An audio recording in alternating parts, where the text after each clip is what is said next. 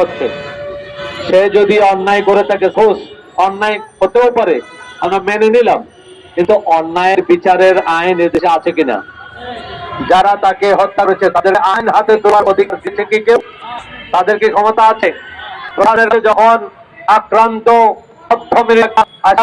বা নিরপরাধী হোক, অর্থমৃত একটা লোক যখন প্রশাসন পুলিশ ভাইয়ের হাতে পৌঁছে, তাকে অ্যারেস্ট না চিকিৎসা দেওয়া, আর পুলিশ ভাইয়ের কাছে জবাব চাই আপনারা কেন হত্যাকাণ্ডে সহযোগিতা করলেন? কারণ আপনারা যদি সময় মতো তাকে চিকিৎসা দিতেন তাইলে ওই ছেলেটা জীবন ফিরে পেত। ঠিক না? আমার আমরা দেখতে পাচ্ছি 5 আগস্ট পর আইন হাতে তুলে নেওয়ার প্রবণতা চলে। আমরা ধিক্কার নাই, আমরা নিন্দা নাই, আমার বিরুদ্ধে উপযুক্ত ভূমিকা রাখতে চাই। কি বলেন?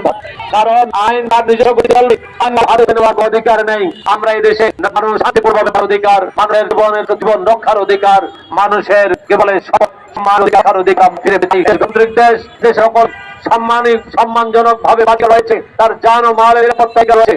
প্রশাসনের হাতে যদি তাহলে দেশের আইন শৃঙ্খলা হতে পারত। কি বলে?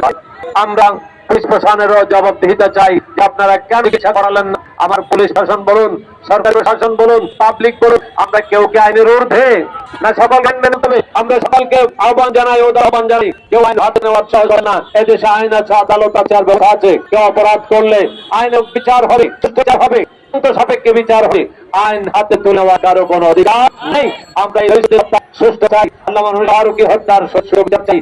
আমরা করি জনগণের সরকার, সরকার আন্দোলন সেই প্রতীকে এখানে আসসালামু আলাইকুম।